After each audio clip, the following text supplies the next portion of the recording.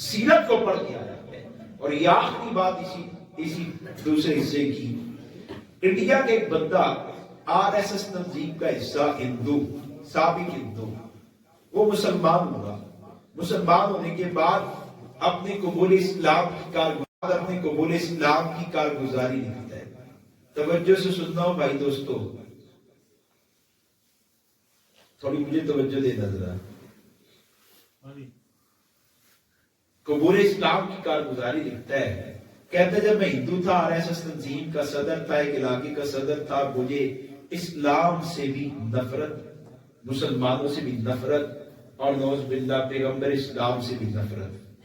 نفرت کا عالم یہ تھا، دل کرتا تھا مسلمانوں کے مال اسباب لوٹ لیے جائیں، عزت پامال کی جائے، بیمار بھی ایمبولینس میں بھی جا رہا ہو تم اتارو اس کو مار دیا جائے. اتنا شدید مخالف. کس نے مجھے کہا کہ یار تیری ایک بندے سے ملاقات کرانی. کون؟ ایک مولوی صاحب. میں ملا شلہ سے کوئی نہیں ملتا.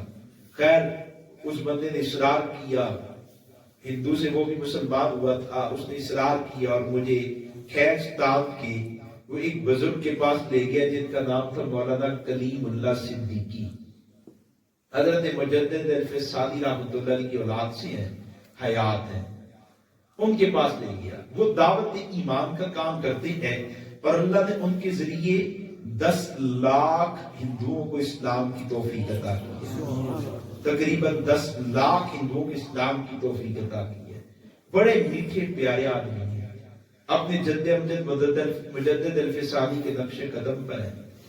تو ان کے پاس لے گئے، بیٹھے تو انہوں نے جب کلام شروع کی تو مجھے کہا اور بھائی ہندو بھائی کیا حال ہے؟ تو میں نے کہا میں بھائی کہاں سے ہے؟ آپ مسلمان میں ہندو، بھائی کہاں سے؟ جدا ہیں. اچھا نام میرے ذہن سے نام نکلا لیکن پٹیل لفظ آتا ہے. اس نے نام بتا دیا. کہتے ہیں سبھی کوئی شکال کوئی سوال اسلام کے بارے میں؟ ہاں جی ہے. اسلام پر بھی، تمہارے کعبہ پر بھی، تمہارے کلمے پر بھی، تمہارے نبی پر بھی، قرآن پر بھی، تمہارے عقائد پر، اللہ پر، سب پر ہے. کرو بھائی. اس نے کہا اسلام پہ یہ اعتراض، کلمے پہ یہ، کعبے پہ یہ، جہاد پر یہ، فلاں پر یہ، فلاں پر یہ، چند اعتراضات اس نے پیش کیے. میں نے کہا دیکھو ان تمام اعتراضات سوالات کے جوابات میرے پاس موجود ہے لیکن ابھی میں نہیں دوں گا. اس نے کہا اگر ہے تو دے.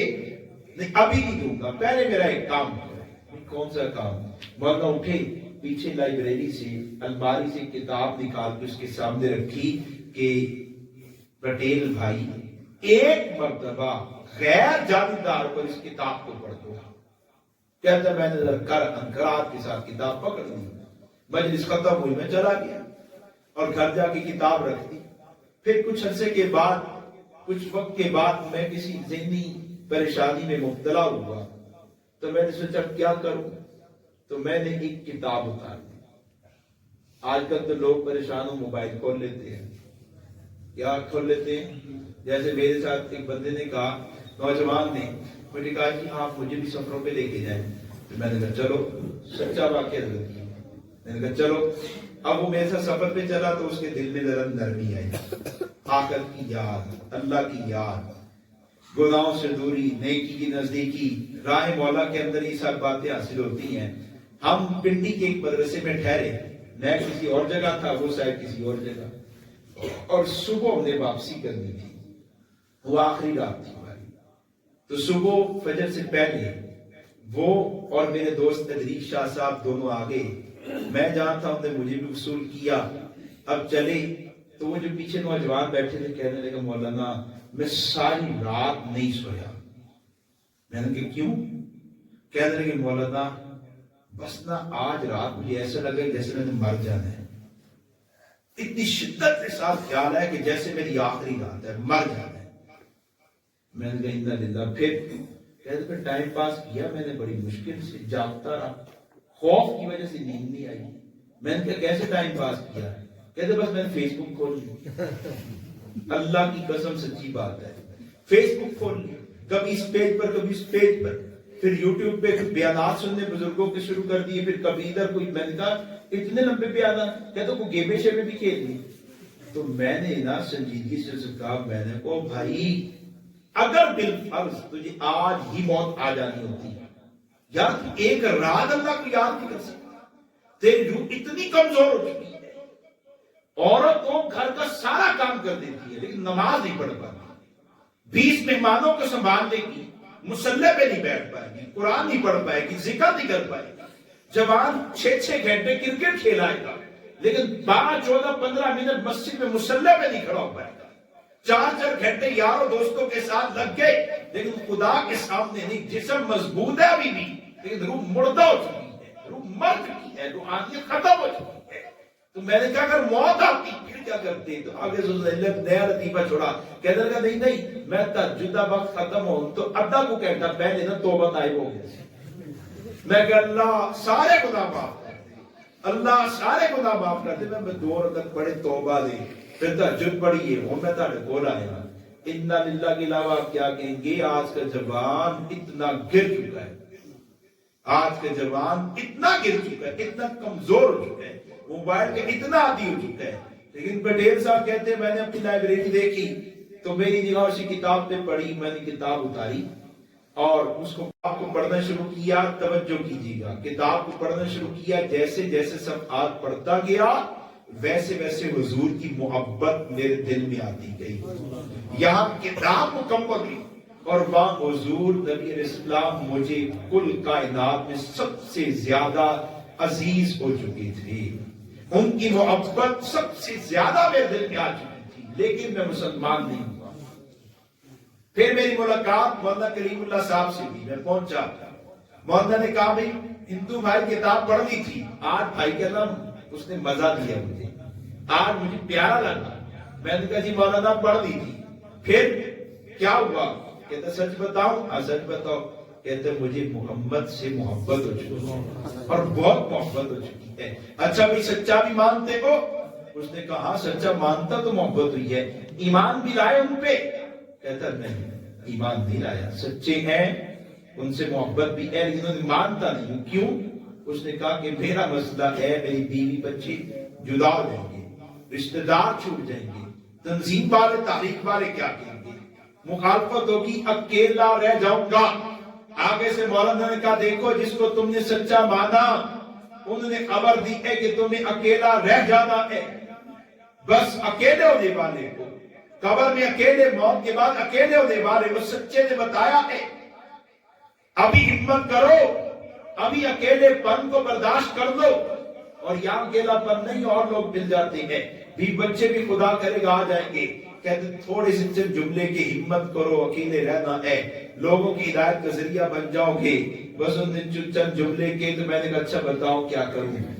तो मौलाना ने कहा पढ़ो ला इलाहा इल्लल्लाह मुहम्मद रसूलुल्लाह। और पटेल ने पढ़ा और मुसलमान हो गया। और फिर लिखते हैं वो किताब कौन सी थी? कहता उस किताब का नाम था उसवाए रसूल अकरम सल्लल्लाहु अलैहि वसल्लम। ये किनकी किताब है? हज़रत डॉक्टर अब्दुल हई आरफी रहमतुल्लाह, डॉक्टर है, मुफ्ती तकी साहब के पीर थे, शेख रफी साहब रहमतुल्लाह के पीर, मौलाना यूसुफ लुधियानवी शहीद रहमतुल्लाह के पीर, थानवी रहमतुल्लाह के खलीफा, डॉक्टर हैं लेकिन हुजूर से इश्क मोहब्बत इतनी। सादा सी किताब लिखी है और एक कट्टर गाली हिंदू की हिदायत का जरिया बन रही है और पता नहीं कितनों की हिदायत का जरिया बनी। और आखिरी बात इसकी बड़ी मजेदार, कहता मैं ना एक दिन अपनी लाइब्रेरी को साफ कर रहा तो एक तस्वीर, बड़े साइज की तस्वीर गिरी, उस पर एक हिंदू जलसे की, वो एक हिंदू जलसे की स्टेज की तस्वीर गिरी। मैं भी वहां पे एक पटका, वो जो माल्टे रंग का पटका है वो पहने बैठा हूं, गर्दन में डाले बैठा हूं। मुझे याद आया इस जलसे में मुसलमानों के खिलाफ उभारा गया था, इस जलसे में हुजूर की गुस्ताखी भी की गई थी। कहते मुझे इतना गुस्सा आया कि मैंने अपना जूता पकड़ा और अपनी तस्वीर को पीटना शुरू कर दिया, अपने आप को मार रहा हूं, मारी जा रहा हूं, मारी जा रहा हूं। और एक जुमला, तू वो मरदूद था जो कायनात को इज्जतें देने वाले की इज्जत पर भौंकता था, फिर जूता मारता हूं। तो वो खबीस था जो हुजूर नबी इस्लाम की तौहीन करता था, जूते मारता जा रहा हूं, मारता जा रहा हूं। जोश ठंडा हुआ, होश आया, जूता रखा और सोचता रहा ये क्या किया तूने। मैंने जो वाक्य तो पढ़ लिया लेकिन मुझे पटेल से मेरी मुलाकात हुई होती तो मैं कहता कि भाई पहले तो हुजूर को पहचानता नहीं था, अब ये जो जूता तेरे हाथ में तूने अपने आप को पीटा, ये हुजूर की पहचान कसर है। جو سرکار کو جان جاتا ہے، پہچان جاتا ہے، مسجد سے باہر نکلے گا اور اس کا دایاں پاؤں پہلے باہر چلا جائے، دایاں پاؤں پہلے باہر چلا جائے تو اپنے آپ کو کوستا ہے، یار یہ کیا کیا تو نے حضور کی سنت کے خلاف عمل کیا، یہ کیا کیا حضور کی سنت کے خلاف۔ جب حضور سے تعلق بڑھ جاتا ہے، سرکار کی پہچان ہو جاتی ہے، تو پھر چھوٹی چھوٹی بات پر بھی اپنے آپ کو غصہ آتا ہے۔ بیٹا ماں کے ساتھ صحیح تعلق رکھتا ہے اور پھر ماں کی نافرمانی کرے تو اپنے آپ کو کوستا رہتا ہے، یار تو ناباد گل نہیں بنی، ماں نے نافرمانی کی تھی۔ ماں کو کوئی گالی دے، توہین کرے، پھر اپنے آپ کو کوستا ہے، یار تم ماں کا دفاع نہیں کر سکیا، تو پیو کا دفاع نہیں کر سکیا۔ ماں اور باپ کے ساتھ وہ تعلق ہو ہی نہیں سکتا جو امتی کو نبی کے ساتھ ہو جاتا ہے، ہوتا پہچان کے بعد ہے۔ میری آپ سے آج کی نشست میں یہی درخواست ہے، سرکار کو پہچان لیجیے، نبی کی عظمتوں کو پہچان لیجیے۔ یہاں سے یہ پکی نیت کر کے جائیں کہ ہم نے اب موت تک سرکار امام الانبیاء صلی اللہ علیہ وسلم کی سیرت، آپ کے کمالات، آپ کی زندگی اور مختلف پہلوؤں کا مطالعہ کرنا ہے۔ کریں گے انشاءاللہ، کریں گے۔ آپ کی میری زندگی ختم ہو جائے گی لیکن سیرت اتنی وسیع ہے، اتنی وسیع ہے کہ اس کے ابواب آپ پر مکمل نہیں ہوں گے، کھلتے چلے جائیں گے۔ اس کے موتی آپ کے سامنے آتے رہیں گے، رب پر اعتماد بڑھتا جائے گا، ایمان بڑھتا رہ جائے گا اور حضور نبی اسلام سے تعلق بڑھتا جائے گا۔ جیسے بیوی سے تعلق بڑھتا ہے، ماں سے بڑھتا ہے، باپ سے ہوتی ہے نسبت، بیوی کو شوہر سے، شوہر کو بیوی سے، وہ اولاد کو والدین سے، والدین کی اولاد سے نسبتیں ہوتی ہیں نا، پیر کو مرید سے، شاگرد کو اپنے استاد سے، استاد کو شاگرد، ہی باہمی نسبتیں ہوتی ہیں۔ یہ استاد اور شاگرد کی نسبت بڑی مضبوط ہوتی ہے جب اطاعت فرما برداری استاد اور شاگرد کا حق ادا کرے، شاگرد اور استاد کا۔ اسی طرح والدین اولاد کے ساتھ صحیح تعلق رکھیں، اولاد والدین کے ساتھ یہ نسبت بھی بڑھتی ہے، مضبوط ہوتی ہے اور مضبوط ہو جاتی ہے۔ تو امتی کی ایک نسبت سرکار کے ساتھ ہے جو ساری نسبتوں پر بھاری ہے، یہ نسبت بھی مضبوط ہو جاتی ہے، یہ نسبت بھی بڑھتی جاتی ہے۔ جب امتی محبوب کو پہچانتا ہے، وہ تو اپنے سارے حقوق ادا کر کے اب امتی کو نبی کے حقوق ادا کرنے ہیں۔ یہ موضوع بھی کبھی عرض کروں گا کہ امتی کے ذمے نبی کے کون کون سے حقوق ہیں اور حقوق کیسے ادا ہو سکتی ہے۔